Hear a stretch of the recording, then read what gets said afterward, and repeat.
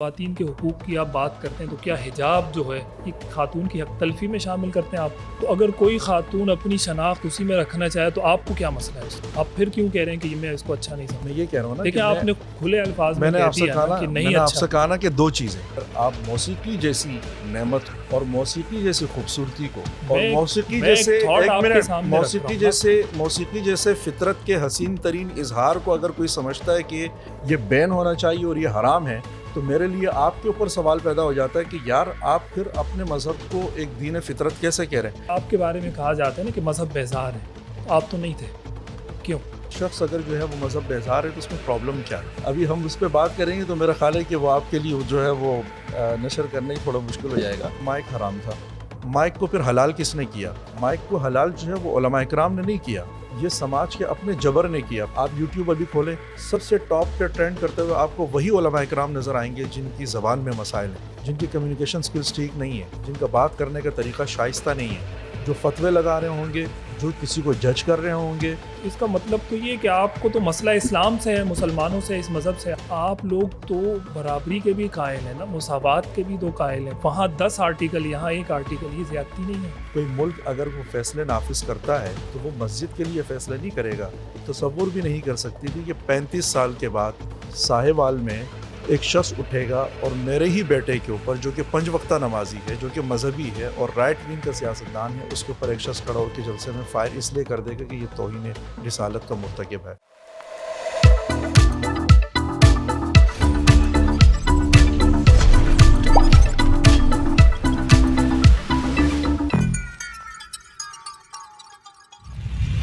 السلام علیکم ناظرین، G T V podcast studio سے اپنے میزبان عامر عثمانی کا سلام قبول کیجیے۔ انسان کی فطرت میں خدا نے تبدیلی رکھی ہے، یہ وقت کے ساتھ بدلتا ہے، افکار، نظریات بھی بدلتے ہیں، لیکن بعض اوقات ہم دیکھتے ہیں کہ بڑی تیزی کے ساتھ 190 یا 180 ڈگری کا چینج جب آتا ہے تو وہ پھر آپ کو سوچنے پر مجبور کر دیتا ہے کہ آخر اس کے پیچھے کیا محرکات ہیں، کیا کازز ہیں، کیا وجوہات ہیں۔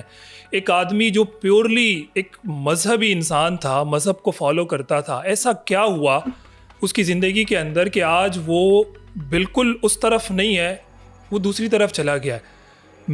میرے ساتھ آج جو شخصیت اسٹوڈیو میں موجود ہیں، ان کا بھی ظاہر ایک بیک گراؤنڈ اسی طرح کا ہے، ملا جلا مکس اینڈ میچ ایک بیک گراؤنڈ ہے۔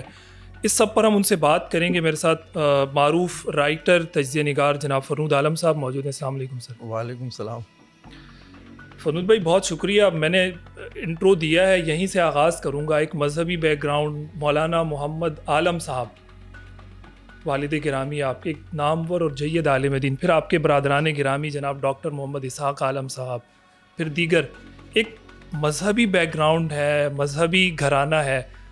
آپ نے تعلیم مذہبی حاصل کی، ایک دینی ادارے کے اندر عالم بنے، مولانا کا لقب آپ کے ساتھ لگا، مولانا یونس عالم۔ تو یہ سفر پھر کب سے طے ہونا شروع ہوا، یونس عالم سے فرنود عالم، اور آج آپ لیفٹ ونگ کی ان صفوں میں کھڑے ہیں کہ جہاں وہ کیا کہتے ہیں، سر فہرست جو صفحے سامنے نظر آ رہی ہوتی ہیں، اس سب کے پیچھے کیا وجوہات ہیں؟ مجھے آپ نے مشکل میں ڈال دیا، اس لیے کہ یہ تو بالکل وہ والی کہانی ہو گئی جیسے وہ تبلیغی جماعت میں کچھ شخص کچھ چرس اور افیم چھوڑ کے آ جاتا ہے نا، پھر اس کو لیے پھرتے ہیں کہ یہ دیکھیں یہ پہلے چرس پیتا تھا، ابھی اللہ نے اس کو اپنے راستے میں قبول کر لیا، اب ہمارے ساتھ ہے۔ تو وہ نمونے کے طور پہ ہر جگہ اس کو پیش کر رہے ہوتے ہیں۔ میں پہلے بھی ایک پوڈ کاسٹ میں گیا تو اس میں بھی مجھ سے پہلا سوال یہی ہوا، پتہ نہیں کیوں ہوا، لیکن میں اگین وہاں پہ بھی میں نے یہ کہا تھا اور یہاں پہ بھی کہتا ہوں کہ یہ کوئی میں نیا کیس نہیں ہوں، ایسے بے شمار کہانیاں ہیں، لیکن مجھے نہیں سمجھ میں آتا کہ یہ کہانی میرے ساتھ زیادہ کیوں جڑ گئی ہے۔ میرے آس پاس کے دوستوں میں بے شمار لوگ ہیں جو کہ اسی طریقے سے میرے سے بھی زیادہ ان کی بڑی کہانیوں کے اندر شدت ہے، اور یہ مجھے لگتا ہے کہ بہت نارمل سی بات ہے۔ ہم لوگ پختونخوا سے تعلق رکھتے تھے، 1965 میں ہمارے والد کراچی آئے، ہماری پیدائش کراچی میں ہوئی، تو یہ ظاہر سی بات ہے کہ ایک انسان جہاں پیدا ہوگا وہاں کی تہذیب، ثقافت، وہاں کی باتیں، گفتگو، ہر چیز اس کو متاثر کریں گی، ہمیں بھی متاثر کیا۔ اور ظاہر سی بات ہے کہ یہ جو تعلیمی پورا بیک گراؤنڈ ہے اس کے اندر بیچ میں دینی ادارے بھی آتے ہیں تو اس نے بھی متاثر کیا۔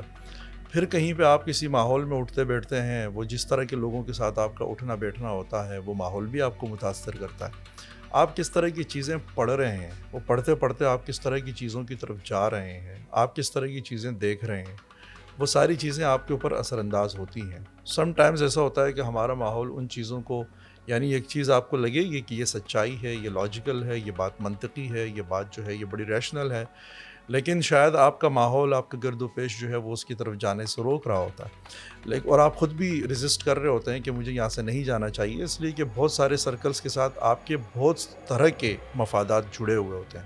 ہمارے ہاں لفظ مفادات جو ہے وہ بڑا نیگیٹو ہے، لیکن اس کو میں پازیٹیو وے میں کہہ رہا ہوں کہ ہمارے مفادات کہیں نہ کہیں جڑے ہوئے ہوتے ہیں، اور ہر انسان یہ چاہتا ہے کہ وہ اپنے مفادات کو سیکیور کرے. تو وہ جب دیکھتا ہے کہ اگر میں یہاں سے نکلوں گا یا اس ٹیبو کو تھوڑا سا توڑوں گا یا اس بیریئر کو تھوڑا سا اٹھاؤں گا، تو ہو سکتا ہے کہ میرے جو انٹرسٹ ہیں، جو ایک جگہ پہ جا کے وابستہ ہیں، وہاں سے ہو سکتا ہے کہ میں ڈسکنیکٹ ہو جاؤں. اگر ڈسکنیکٹ ہو جاؤں تو کئی طرح کے مسائل میرے ساتھ پیدا ہو سکتے ہیں، تو اس لیے روکا جاتا ہے. بس میرے معاملے میں تھوڑی سی خوش قسمتی یہ ہوئی کہ بہت زیادہ میں نے ریزسٹ نہیں کیا. جن نتائج پہ پہنچتا گیا ان نتائج کو قبول کرتا گیا، اور اس کو بہت زیادہ ریزسٹ نہیں کیا کہ یار یہ بات میرا تو جو سوال ہے. اصل میں بنیادی طور پر یہی ہے کہ ان نتائج کی طرف جانا آپ کیوں شروع ہوئے؟ ظاہر ہے آپ کا بیک گراؤنڈ تو وہ نہیں تھا نا، آپ نے تعلیم بھی مذہبی حاصل کی، آپ کا گھرانہ بھی مذہبی، آپ کا بیک گراؤنڈ ساری چیزیں، یہاں کیوں اس پٹری پہ کیوں گئے آپ؟ اس لیے گئے کہ اس میں اصل میں یوں سمجھ لیں کہ کچھ طبیعت کا بھی عمل دخل تھا، کہ طبیعت میری اپنی ہے ہی ایسی کہ چیز اگر لاجیکل ہے تو میں اس کو لیتا ہوں، میں اس کی طرف اٹریکٹ ہوتا ہوں. ایک بات میں اگر مطلب کہ دلیل، یہ مذہب آپ کو لاجیکل نہیں لگا؟ مطلب بہت ساری مذہبی روایتیں ایسی ہیں کہ اس سے معاملات ایسے ہیں، کیا چاہے اس وہ کی یہی وجہ ہے کہ آپ کو وہ لاجیکل لگا اور یہ لاجیکل نہیں لگا، یا اس کے پیچھے کچھ شخصیات ہیں، کچھ ادارے ہیں؟ کہ مثال کے طور پہ بعض اوقات ہوتا ہے نا کہ یار میں تو یہاں رہا، میں نے اس جگہ پر یہ خرابیاں دیکھی، میں نے برداشت کی، پھر میں نے یہ دیکھا، میں نے سہ لیا، پھر میں نے یہ دیکھا، لیکن جب معاملہ یہاں تک پہنچا ہے نا، اس کے بعد مجھ سے برداشت نہیں ہوا کہ یار یہ تو ایسے لوگ ہیں اپنے بارے میں یہ کہتے ہیں، یہ تو یہاں نہیں ہے. میں اصل میں اس والے گفتگو پہ اگر جائیں گے نا تو پھر بہت زیادہ ہمیں جو ہے نا ایک تنقیدی مطالعے کی طرف جو ہے نا ایک کرٹیسزم کی طرف جانا پڑے گا. لیکن بہرحال میں ان شارٹ یہ کہہ دیتا ہوں کہ ظاہر سی بات ہے کہ ہمارے معاشرے میں یا سوسائٹی میں جو چیزیں ہو رہی ہوتی ہیں، آپ نے طے کرنا ہوتا ہے کہ اس میں کیا ٹھیک ہو رہا ہے، کیا برا ہو رہا ہے. آپ کے اپنے گھر کے اندر کچھ روایتیں ایسی ہوتی ہیں، اپنے خاندان کے اندر ہوتی ہیں، اپنے قبیلے کے اندر ہوتی ہیں. سم ٹائمز سارا کا سارا قبیلہ ثقافت کے پس منظر میں یا تہذیب کے پس منظر میں اس سے وابستہ ہوتے ہیں، لیکن آپ کے دماغ میں ایک سوال پیدا ہوتا ہے کہ یہ چیز غیر منصفانہ ہے. یعنی کسی چیز کے ٹھیک ہونے کے لیے کافی نہیں ہے کہ اگر 100 لوگ بیٹھے ہوئے تو اس میں سے 95 لوگ اس سے متفق ہیں. وہ تب بھی غلط ہو سکتی ہے کہ اگر 99 لوگ اس پہ متفق ہوں اور ایک بندے کو یہ سمجھ میں آ رہا ہو کہ یار یہ چیز جو ہے اس میں کانٹرڈکشنز ہیں، اس میں تضادات ہیں، اس میں بہت بڑا کانفلکٹ ہے. ان ساری چیزوں کو جب آپ محسوس کرتے ہیں، وہ میں کہیں بھی محسوس کر سکتا ہوں. وہ اگر میں کالج میں ہوں تو بھی کر سکتا ہوں، وہ اگر مدرسے میں ہوں تو بھی، اگر وہ میں اپنے گھر میں ہوں تو بھی، اپنے آفس میں ہوں تو بھی. تو میرے دماغ میں جو سوالات ہیں اس کا محض پس منظر جو ہے وہ کوئی دینی ادارہ نہیں ہے، وہ یہ پوری سوسائٹی ایز ہول ہے. ٹھیک ہے نا، کہ کمپلیٹ جو ہمارا پیکج ہے سوسائٹی کا، اس میں ہمارا کلچر ہے، ہمارے معاملات ہیں، ہماری معاشرت ہے، ہمارے خواتین کے متعلق معاملات ہیں، ہم دوسرے انسان جو فرد ہے، جو اپنی ذاتی حیثیت میں ایک آزاد اور خود مختار ایک شخصیت ہے، ایک آئیڈینٹی ہے، اس کے متعلق جو ہمارے خیالات ہیں اس میں بڑی تبدیلی آئی. اس حوالے سے تبدیلی آئی کہ ہمارے ہاں آپ اگین مطلب آپ اس بہت بڑے دائرے کو چوز کر رہے ہیں. میں ایریا آف کنسرن پہ آنا چاہ رہا ہوں، وہاں بات کرنا چاہ رہا ہوں. ظاہر ہے سمپلی میں کہہ دیتا ہوں، مثال آپ کے بارے میں کہا جاتا ہے نا کہ مذہب بیزار ہیں، تو آپ تو نہیں تھے. کیوں یہ بیزاری کیوں ہے؟ بیزاری مثلا اس میں اگر ایک مسئلہ، ایک شخص اگر جو ہے وہ مذہب بیزار ہے تو اس میں پرابلم کیا ہے؟ مطلب ایک شخص جو ہے وہ لبرل تھاٹس کے اوپر نہیں ہے تو اس میں کیا پرابلم ہے؟ ایک شخص ہے وہ کمیونسٹ نہیں ہے، مطلب میں آپ سے سوچوں کہ یار عثمانی آپ سوشلسٹ کیوں نہیں ہیں، مجھے بڑی پریشانی ہے اس بات سے. تو یہ پریشانی والی بات لیکن نہیں دیکھیں ہے. میں نے انٹرو میں بات کی نا، تبدیلی تو ٹھیک ہے کسی نہ کسی درجے میں، اگر 190 ڈگری تبدیلی آتی ہے، میں اگین اینڈ اگین وہی کویسچن آپ سے دہرا رہا ہوں کہ چونکہ آپ کا بیک گراؤنڈ تھا ایک ٹپیکل مذہبی گھرانہ، تعلیم، ساری چیزیں، اس کے بعد مذہب بیزار بننا، یہاں سوال بنتا ہے. اس کی کازز اور وجوہات پر بات ہونی چاہیے. تو میں یہی کہہ رہا ہوں نا کہ وجوہات جو ہوتی ہیں نا، انسان کے پاس کیا ہوتا ہے؟ انسان کے پاس ایک ایکسپیرینس ہوتا ہے، ایک مشاہدہ ہوتا ہے، ایک مطالعہ ہوتا ہے. میں یہ دعویٰ ہرگز نہیں کروں گا کہ میرا ایکسپیرینس کوئی بہت زیادہ ہے یا میرا مطالعہ بہت کوئی ڈائیورس ہے یا میں یہ کہوں کہ یا میرا مشاہدہ بہت وسیع ہے. میں یہ ضرور کہوں گا کہ جو کچھ تھوڑا بہت ہے اس کے نتیجے میں وہ سب کچھ یعنی اپنے مشاہدے کی روشنی میں, کیا اپنے تجربے مشاہدہ کی تھا روشنی وہی تو میں جاننا چاہ رہا میں ہوں. پہنچے. وہ بہت کچھ ہے نا, ابھی ہم اس پہ بات کریں گے تو میرا خیال ہے کہ وہ آپ کے لیے جو ہے وہ نشر کرنا ہی تھوڑا مشکل ہو جائے گا. لیکن بہرحال اس کو ہم تھوڑا سا اگر اس کو تھوڑا سا پھیلا ہوئی رکھیں تو اچھا ہے کہ ہماری مثلا مجھے اپنے کلچر سے, اپنی روایتوں سے, اپنی ثقافت سے, اپنی تہذیب سے بہت ساری شکایتیں ہیں. اس کا میں نے اظہار کیا ہے.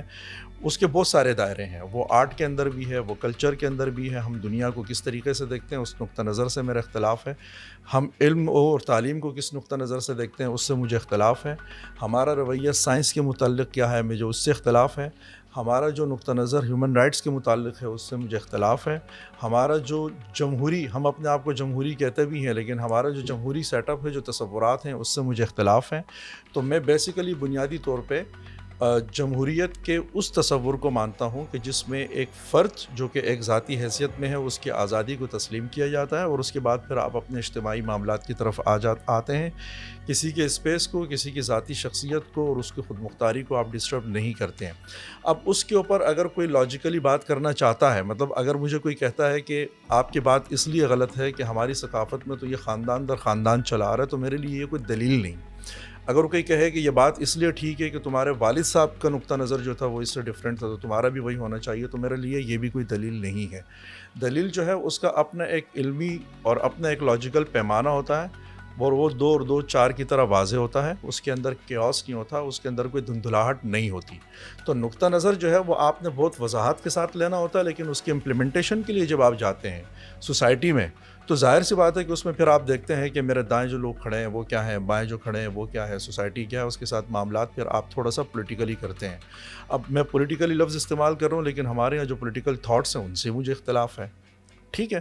لیکن اور میں آپ سے صرف اور صرف انہی معاملات میں گفتگو کرنا پسند کروں گا کہ جن معاملات کے اندر آپ دلیل کو بنیاد سمجھیں گے. مذہب جو ہے نا وہ میرے لیے کوئی دلیل, اس میں دلیل کی کوئی بنیاد نہیں ہے, کوئی مانتا بھی نہیں ہے, ٹھیک ہے. عقیدے کے اندر دلیل کا کوئی گزر ہی نہیں ہے. مطلب ہمیں تو یہ صاف ستھرا پڑھایا اور بتایا گیا نا کہ مذہب جو ہے وہ آپ کی عقل کے اندر سما نہیں سکتا, آپ کی عقل چھوٹی ہے, مذہب بڑا ہے.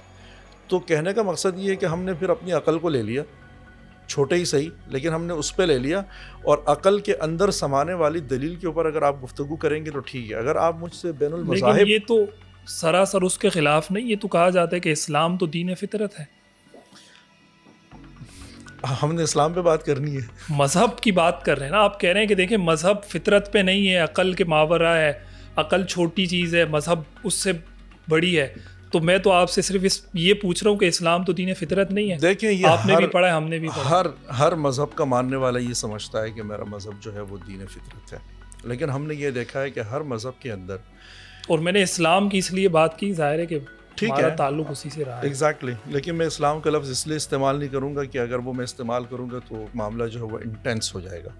تو ہم اس کو تھوڑا سا وائڈر ہی رکھتے ہیں کہ جو بھی مذہب ہوگا اس کے ماننے والا, اس کا پیروکار یہی سمجھے گا اور کہے گا کہ میرا مذہب جو ہے وہ دین فطرت ہے, وہ فطرت کا مذہب ہے. بہرحال لیکن ہم نے یہ دیکھا ہے مذاہب کے اندر بھی کہ جب وہ مذاہب جو زری دور کے اندر آتے ہیں اس کا نین نقش بالکل ڈیفرنٹ ہوتا ہے. جب صنعتی انقلاب آ جاتا ہے اور انڈسٹریلائزیشن آ جاتی ہے تو اس کے بعد مذہب کا حلیہ بدلنا شروع ہو جاتا ہے, یہاں تک کہ ان مذاہب کے حلیے بھی بدلنا شروع ہو جاتے ہیں جو انڈسٹریلائزیشن سے ابھی چند مہینے پہلے تک ان کا جو حلیہ تھا, یا پہلے ہی آ چکے مذاہب تھے, ان کو 1500 سال ہو گئے تھے, کسی کو 3000 ہو گئے تھے, کسی کو 5000 ہو گئے تھے. لیکن اب جب انڈسٹریلائزیشن آ گئی ہے تو وہ اتنا بڑا جبر ہے حالات کا کہ وہ آپ کے مذہب کے بنیادی تصورات کو بھی ہلا کے رکھ رہا ہے. یہ بہت زیادہ پرانی بات تو نہیں ہے, آپ کے سامنے کی بات ہوگی, جب آپ پیدا ہوئے ہوں گے آپ کے زمانے میں بہت ساری چیزیں حرام ہوں گی, لیکن آپ نے اس کو گریجولی بہت خاموشی کے ساتھ حلال ہوتا ہوا دیکھ لیا, اس لیے کہ سب نے اس کے اوپر ایک خاموش اتفاق رائے قائم کر لیا. مطلب کہنے کا یہ ہے کہ انڈسٹریلائزیشن کے بعد ہر نئی آنے والی ایجاد کو جب ہم نے کہا کہ یہ حرام ہے, یہ غلط ہے, اور پھر اس کے بعد ہم خود اس کے اوپر آ گئے, تو اس کا مطلب یہ ہے کہ فطرت بنیادی طور پہ وہ چیز ہی نہیں ہے جس کو ہم فطرت سمجھ رہے ہیں. فطرت بالکل ایک ڈیفرنٹ چیز ہے, اور ہمارا جو اہل مذہب کا رویہ ہوتا ہے, چاہے وہ بچوں کی پرورش کے معاملے میں ہو, چاہے وہ لوگوں کے ساتھ معاملات کے معاملے میں ہو, چاہے وہ چیزوں کو کے اوپر ممانعت پیدا کرنے یا اس کی اجازت دینے کے پیمانے ہو، وہ پیمانے ہی مجھے غیر فطری لگتے ہیں، جس کا نتیجہ جو ہے نا فطرتاً جو ہے نا وہ انسان کے اندر ڈفرینٹ پیدا ہوتا ہے، اور جب انسان خود ریزسٹ کرتا ہے تو ایک دن جو ہے وہ مذہب خود آ کے وہاں اہل مذہب آ کے وہاں کھڑے ہو جاتے ہیں اور وہ کہتے ہیں کہ بس ٹھیک ہو گیا. یعنی مثال کے طور پہ میں آپ سے کہوں کہ مائک حرام تھا، مائک کو پھر حلال کس نے کیا؟ مائک کو حلال جو ہے وہ علماء اکرام نے نہیں کیا، یہ سماج کے اپنے جبر نے کیا. پہلے سوسائٹی نے اس کو اختیار کیا، جب سمجھ میں آ گیا کہ یہ ہمارے تو کنٹرول سے باہر نکل گیا تو خود بخود وہ حلال ہو گیا.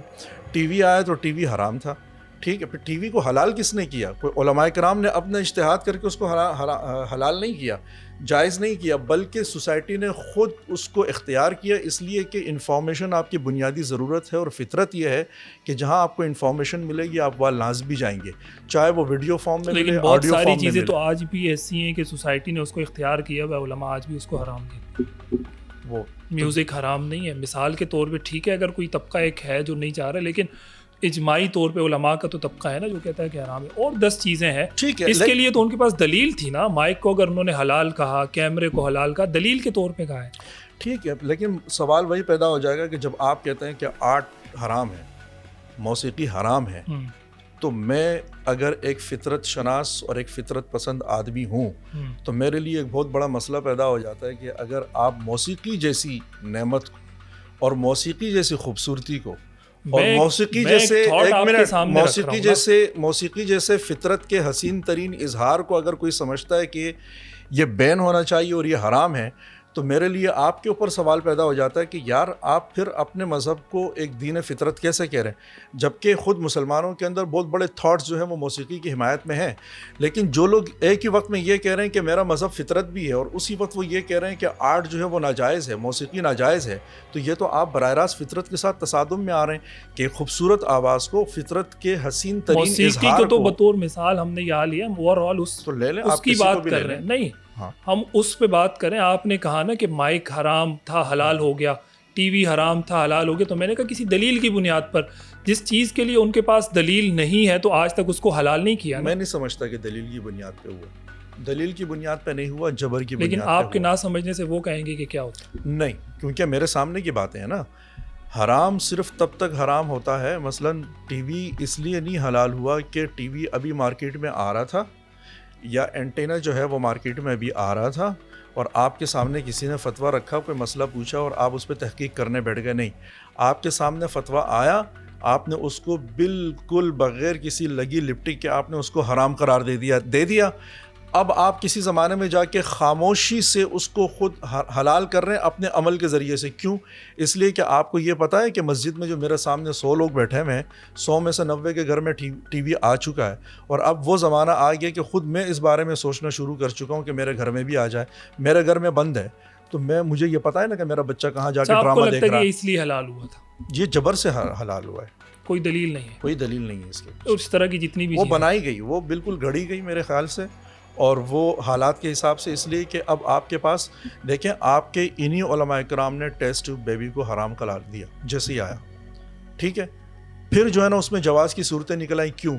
اس لیے کہ وہ ضرورت آپ کے گھر میں داخل ہو گئی، تو ضرورت کا جبر جو ہے وہ آپ کی مذہبی فتاوی جو ہیں وہ اس سے کہیں زیادہ طاقتور ہوتا ہے. اسی طریقے سے آپ نے سوشل میڈیا کے اوپر سوالات کھڑے کیے، لیکن سوشل میڈیا جو ہے وہ جوتوں سمیت آپ کے گھر میں داخل ہو گیا. چونکہ آپ سمجھ گئے کہ اب یہ میری ضرورت ہے تو آپ اس سے فرار ہونا آپ کے لیے مشکل ہو گیا، تو آپ اس کے اوپر خاموش ہو گئے. تو ہر ضرورت جو ہے وہ ایک جبر بن کے دروازہ توڑ کے جب آپ کے گھر میں داخل ہوتا ہے تو آپ اس کے آگے سرنڈر کرتے ہیں. یعنی وقت کے اوپر آپ کے اندر اتنی اہلیت نہیں ہوتی ہے کہ آپ یہ سمجھ لیں کہ یہ ایک بہت بڑی ضرورت سوسائٹی کے اندر پینیٹریٹ کرنے والی ہے، اور چونکہ یہ انسانی ضرورت ہے اور انسان کی فطرت یہ ہے کہ وہ ضرورت کی طرف جائے گا، تو آپ اس فطرت کا لحاظ نہیں کر رہے ہیں. آپ کو اپنا فتویٰ عزیز ہے، آپ کو اپنی رائے عزیز ہے، آپ اس کے اوپر قائم ہیں، لیکن وہ ضرورت جیسے ہی آپ کے گھر کے دروازے پہ پہنچتی ہے آپ کہتے ہیں کہ بس ٹھیک ہے. اب یہ جسمانی اعضاء کا آپ کے سامنے کی بات ہے. کچھ عرصہ پہلے ابھی ایدھی صاحب کا جب انتقال ہوا، انہوں نے اپنی آنکھیں دان کر دی کہ یہ جو ہے یہ کسی معذور خاتون کو لگ جانی چاہیے. ہمارے یہاں آپ جتنی بھی کتابیں آپ کے ریسنٹ پاسٹ میں جتنے بھی لٹریچر آیا ہوا سارا کا سارا اٹھا کے دیکھ لیں، پیوند کاری کو حرام قرار دیا ہوا ہے، وہ ناجائز ہے. لیکن اب 2 رائے پیدا ہو گئی ہے، اور اس میں سے جو دوسری رائے ہے وہ پہلی والی رائے کے مقابلے میں زیادہ طاقتور ہوتی چلی جا رہی ہے. اس کی وجہ کیا ہے؟ میں نام نہیں لیتا آپ کے سامنے. اس کی وجہ یہ ہے کہ آنکھوں کا ہونا، بینائی کا ہونا، اس سے بڑی ضرورت انسان کی کیا ہو سکتی ہے. لیکن جب یہ آنکھیں کوئی اور لگوا رہا تھا تو آپ اس ضرورت کو اور اس فطرت کو محسوس نہیں کر پا رہے تھے.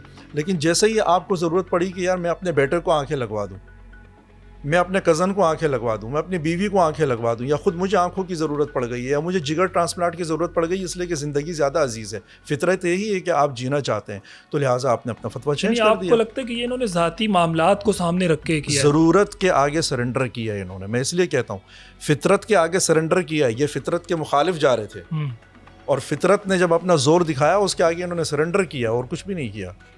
اور ہاں، میں ان فتووں کو ماننے کے لیے تیار ہوں کہ آپ یہ کہیں کہ ابھی ایک ضرورت جو ہے وہ سوسائٹی کے اندر داخل ہو رہی تھی اور ایک بڑا عبقری قسم کا ایک ویژنری عالم دین بیٹھا ہوا تھا اور اس نے اس ضرورت کو محسوس کیا کہ یہ آ رہی ہے اور انسان کی بنیادی ضرورتوں کے اندر یہ شامل ہے اور اس کے آگے بیریئر نہیں لگایا جا سکتا، اور اس نے اسی وقت اس کے اوپر مناسب رائے دے دی اور اس کے لیے دلائل پیدا کر دیا. نہیں، بینکاری کا معاملہ، بینکاری کب جا کے حلال آ رہا تھا. ہاں، بینکاری کب حلال ہوئی، کب جائز ہوئی؟ تب جائز ہوئی نا کہ جب بینکاری آپ کے دروازہ توڑ کے آپ کے گھر میں داخل ہو گئی. وہ آپ کو سمجھ میں آ گیا کہ اس نظام کے اندر ہمارے لیے اس سے بڑی کوئی ضرورت نہیں ہے، تو اب آپ کبھی اس کے لیے جو ہے نا کبھی کان یہاں سے پکڑ رہے ہیں وہاں سے پکڑ رہے ہیں. اس کی تفصیل میں جانے کی ضرورت نہیں ہے، بڑے بزرگوں کی بد احترامی ہو جائے گی. لیکن کہنے کا مقصد یہ ہے کہ یہ ایسا نہیں تھا کہ جس زمانے میں بینکاری آ رہی تھی کسی ویژنری نے بیٹھ کے یہ بھانپ لیا کہ یار یہ چیز ہونے والی ہے اور ہم اس کے اوپر اپنی کوئی رائے قائم کر لیتے ہیں. نہیں، وہ جب تک اپنے دروازے تک نہیں پہنچ رہی تھی وہ حرام ہی تھی، وہ ناجائز ہی تھی. جیسے ہی اپنے دروازے پہ آ گئی. چلیں، یہ تو بڑا لمبا ٹاپک ہے. آزادی اظہار رائے کی بات کی جاتی ہے اور ظاہر ہے آپ تو اس کے بڑے قائلین میں سے ہیں، تو اس کے کوئی اصول ہیں آپ کی نظر میں؟ فریڈم آف اسپیچ، آزادی اظہار رائے، اس کے کوئی اصول، کوئی چار دیواری، کوئی لگب، کوئی حدود، یا کوئی بھی آزادی اظہار رائے کہ اس میں آ کر کسی کے حوالے سے کچھ بھی کہہ دے اور بعد میں اس پر اگر کوئی بات کی جائے تو وہ کہے کہ جی میں تو اپنی رائے میں آزاد ہوں؟ میں اس حوالے سے آپ کا کیا اوپینین ہے؟ اصل میں اس میں دو باتیں ہیں. ایک ہے اپنی بات کا اظہار کرنا اور ایک ہے بدتمیزی کرنا، ٹھیک ہے، بد اخلاقی کرنا، ٹھیک ہے، یا ناشائستہ رویہ اختیار کرنا. جو اظہار ہے نا اس کی آزادی کا کوئی حد نہیں ہے. آزادی اظہار رائے کی کوئی حد نہیں، یعنی کسی بھی حوالے سے آپ بات کر سکتے ہیں اور آپ سوال اٹھا سکتے ہیں، آپ اپنا اعتراض پیش کر سکتے ہیں، اور آپ دنیا کے کسی بھی تصور پہ، کسی بھی خیال پر اپنی تنقیدی رائے پیش کر سکتے ہیں، ٹھیک. لیکن جہاں تک تعلق ہے کسی کو مثال کے طور پہ راہ چلتے ہوئے آدمی کو آپ گدی پہ تھپڑ مار رہے ہیں اور آپ جو اس کو تنگ کر رہے ہیں، آپ اس کو ٹیز کر رہے ہیں، آپ اس کے ساتھ بد اخلاقی کر رہے ہیں اور آپ اس کی جو ہے کہنے کا مقصد یہ ہے کہ اس کے ساتھ بدتمیزی پہ اتر آئے ہیں، اس کی تو ذرا سی بھی گنجائش نہیں ہے، ٹھیک ہے. لیکن میں نے اپنی بات کرنی کس طریقے سے ہے یہ بہت، اب ہمارے ہاں جو المیہ پیدا ہو گیا وہ بنیادی طور پہ یہ ہے کہ ہمارے ہاں ویسے ہی آرٹ میں اور سائنس میں ایک گیپ پیدا ہو گیا ہے. یعنی علمیت ہی علمیت ہے، نقطہ نظر ہی نقطہ نظر ہے، لیکن اس کے اندر کوئی اسٹیٹک سینس جو ہے وہ ہمارے بہت ڈی ایکٹیویٹ ہو چکے ہوئے ہیں. جب اسٹیٹک سینس کی بات کرتا ہوں تو وہ بڑا براڈر پرسپیکٹیو اس کا بنتا ہے کہ مثال کے طور پہ میں آپ سے بات کر رہا ہوں تو میں نے صرف یہ نہیں دیکھنا ہے کہ عامر عثمانی صاحب کے سر کے اندر ایک دماغ ہے، کھوپڑی میں ایک دماغ ہے، بلکہ جب میں بات کر رہا ہوں تو مجھے یہ بھی دیکھنا ہے کہ ان کا ایک سینہ ہے، اس کے اندر ایک دل بھی ہے. تو میں جس وقت بات کر رہا ہوں تو اس بات کرتے وقت مجھے دو ہی چیزوں کا لحاظ رکھنا ہے کہ جب میں آپ کے دماغ سے مخاطب ہوں تو میں نے اپنی دلیل کو بہت مضبوط رکھنا ہے، اپنے بات کو لاجیکل رکھنا ہے، اپنے بات کو منطقی بنیادوں پہ رکھنا ہے، اپنے بات کو ریاضی کی بنیاد پہ رکھنا ہے، اس لیے کہ میں آپ کے دماغ سے مخاطب ہوں. لیکن چونکہ آپ کی فیلنگز بھی ہیں، آپ کے احساسات بھی ہیں اور آپ اپنے سینے میں ایک دل بھی رکھتے ہیں، تو جب وہ احساس اگر میں کر لوں کہ آپ کے سینے میں ایک دل ہے تو فوری طور پہ میں اپنے لہجے کے بارے میں بھی سوچوں گا. صرف یہ نہیں سوچوں گا کہ میں نے اپنی دلیل ہی دینی ہے، فقط یہ بھی سوچنا ہے کہ میں نے یہ دلیل دینی کس طریقے سے ہے. یہ عین ممکن ہے کہ اگر میں پختونخوا میں بیٹھا ہوا ہوں وہی بات میں کرنا چاہ رہا ہوں جس وقت میں آپ کی پوڈ کاسٹ میں کر رہا ہوں، لیکن اگر میں اپنے گاؤں میں بیٹھا ہوں تو میں اپنے گاؤں میں کوشش کروں گا کہ جو میرا اپنے گاؤں کے جو اپنے نارمس ہیں، جو روایات ہیں، وہاں کی اصطلاحات ہیں، وہاں کے جو کمیونیکیشنز ہیں، جو کمیونیکیشن ٹولز ہیں، اس کو اختیار کرتے وقت میں وہاں کی سوسائٹی سے بات کرنے کی کوشش کروں گا۔ اگر میں ایک مسجد، مندر، مسیحا اس میں کلیسا میں بیٹھا ہوں، کسی چرچ میں بیٹھا ہوں، تو وہاں پہ میں وہاں کے اعتبار سے بات کروں گا۔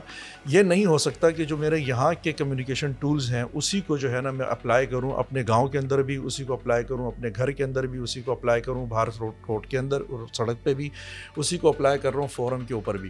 یہ میرے اپنے اوپر ہے، چونکہ اس حوالے سے پاکستان میں نہ ہمارے تعلیمی اداروں میں کوئی تربیت ہے۔ جب اظہار رائے کی آپ بات کرتے ہیں نا، یہ کوئی ایسا نہیں ہے کہ کوئی جو پروگریسو تھاٹس رکھنے والے پاکستان میں لوگ ہیں وہاں پہ کوئی لہجوں کے مسئلے پیدا ہو گئے۔ آپ یوٹیوب ابھی کھولیں، سب سے ٹاپ پہ ٹرینڈ کرتے ہوئے آپ کو وہی علماء کرام نظر آئیں گے جن کی زبان میں مسائل ہیں، جن کے کمیونیکیشن سکلز ٹھیک نہیں ہیں، جن کا بات کرنے کا طریقہ شائستہ نہیں ہے، جو فتوے لگا رہے ہوں گے، جو کسی کو جج کر رہے ہوں گے، جو کسی پہ ڈائریکٹ سٹیٹمنٹس جاری کر رہے ہوں گے، یا فحش لطیفے سنا رہے ہوں گے، یا ذو معنی الفاظ کا استعمال کر رہے ہوں گے، یا دوسرے مسلک کا مذاق اڑا رہے ہوں گے، یا کسی مسلک پہ فتویٰ لگا رہے ہوں گے، وہ آپ کو ملینز میں نظر آئے گا۔ ایک سنجیدہ شخص چاہے وہ اپنی مذہبی تعلیمات کے اوپر ہی کیوں بات نہیں کر رہا، اس کے ویوز مجھے آپ 300-400 سے زیادہ دکھا دیں، نہیں ہوتے۔ تو ہمارا کہنے کا مقصد یہ ہے کہ مذہب ہو، سیاست ہو، وہ پاکستان میں چونکہ اور کوئی انٹرٹینمنٹ ہمارے پاس نہیں تو ہم نے اسی کو انٹرٹینمنٹ بنا لیا ہے۔ تو ہمیں اب مزہ آتا ہے کہ میں عامر عثمانی کو بھی جو ہے نا پنچ ضرور کروں، یعنی محض اپنی دلیل پیش نہ کروں بلکہ اس کو اکساؤں بھی، اس کو ٹیز بھی کروں، اور اگر میں اس کو اکسانے میں کامیاب ہو گیا تو اس کو میں اپنی بہت بڑی کامیابی سمجھتا ہوں۔ یہ ہے پرابلم۔ اب تو ماشاءاللہ سے سوشل میڈیا آ گیا ہے اور الگوریدم نے جو ہے وہ ایک ایسا ماحول پیدا کر دیا ہے، یعنی جن چیزوں کا الگوریدم سپورٹ کر رہا ہے دنیا بھر میں، تو پاکستان کا چونکہ تناظر ہی تھوڑا سا نیگیٹو ہے اپنے نیریٹو کے حوالے سے، تو وہاں پہ الگوریدم جو ہے وہ منفی چیزوں کو ہی سپورٹ کر رہا ہے، پازیٹیو چیزوں کو سپورٹ نہیں کر رہا اتنا زیادہ۔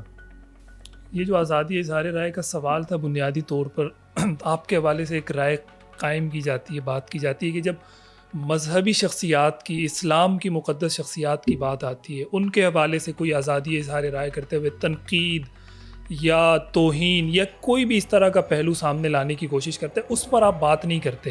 اس کے مقابلے میں دیگر مذاہب، دیگر کسی کی مقدس اس پر بات ہوتی ہے، کوئی ٹرمز ہو، کوئی ویلیو ہو، اقدار ہوں، کچھ بھی ہو، اس پر آپ لازمی بات کرتے ہیں، اس پر نہیں کرتے۔ تو اس کا مطلب تو یہ کہ آپ کو تو مسئلہ اسلام سے ہے، مسلمانوں سے، اس مذہب سے آپ کو تو اس سے کوئی لینا دینا نہیں ہے۔ تو وہاں پر آزادی اظہار رائے کے آپ قائل ہیں، یہاں پر نہیں ہے، تو یہ آپس میں کلیش نہیں آ رہا اس میں؟ مجھے اصل میں یہ والا جو موضوع ہے نا اظہار رائے کی آزادی، اس میں جب معاملہ گرم ہوتا ہے نا، اس طرح کا کوئی بھی معاملہ ہو، آپ آن دا اسپاٹ مجھے اس طرح کے معاملے میں پڑھتے ہوئے نہیں دیکھیں گے۔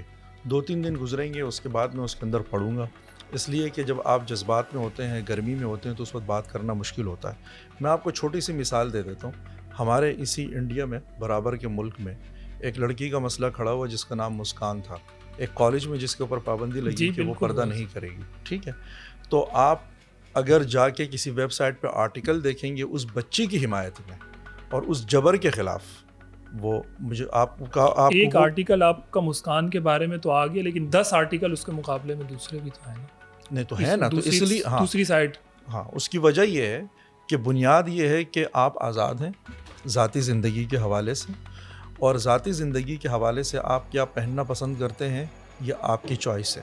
تو یہ ہے بنیادی اصول۔ تو مجھے دلچسپی برقعے کے، آپ لوگ تو برابری کے بھی قائل ہیں نا، مساوات کے بھی تو قائل ہیں، وہاں 10 آرٹیکل، یہاں ایک آرٹیکل، یہ زیادتی نہیں ہے؟ 10 آرٹیکل دیکھیں پاکستان کے کانٹیکسٹ میں اگر وہاں بات کی ہوگی، چھوٹی چھوٹی بات پر اٹھا کر پورا آرٹیکل لکھ دینا، یہاں کے اتنے بڑے ایشو کو نظر انداز کر دینا، یہ زیادتی نہیں ہے؟ پاکستان میں ہم کسی بھی معاملے کے اوپر تھوڑے سے سینسٹیو زیادہ اس لیے ہوں گے کہ پاکستان میں جو اکثریتی مذہب ہے وہ مسلمانوں کا ہے، جو یہاں پہ جبر ہے وہ ہماری مذہبی تنظیموں کی طرف سے ہے، جو یہاں پہ جبر ہے وہ ہمارے انسٹیٹیوشنز کی طرف سے ہے، یہاں پہ جو جبر ہے وہ تھانے، کچہری اور کورٹ کی طرف سے ہے۔